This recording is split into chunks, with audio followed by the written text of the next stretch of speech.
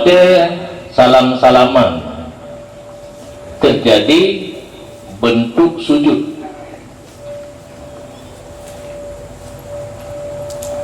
Yang pertanyaan itu yang harim hukum. Sujud hanya dibolehkan kepada selain Allah. Yang gekun sujud, yang mana miyuk, yang miyuk manyang, ternya manyang, boleh membahu. Kami ternya miyuk ke kitung, podakan ke iang ke kitung, terjadi yang laginya yang gekun sujud terbagi dua.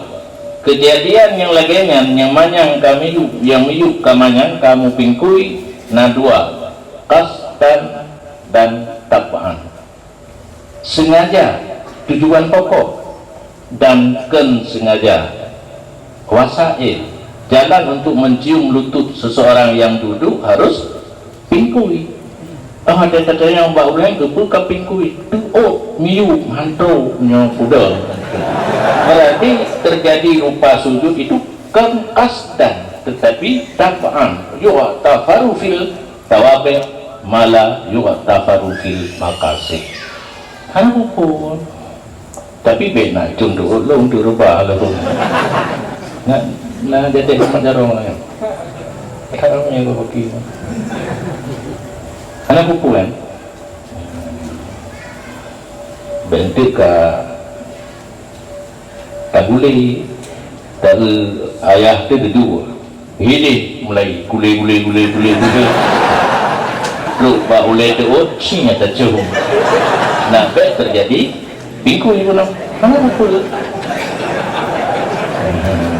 yu'tafaru fit tawabi mala yu'tafaru fil maqasid. Punya sengaja tak bingku tak ta'zim buring di kedanya lagi ta'zim Allah itu payah ada aja kata tu tak sengaja tak bingkui rupa sujud tak peraya urang di kedanya lagi tak peraya Allah nyan hanjir nyan qasdan.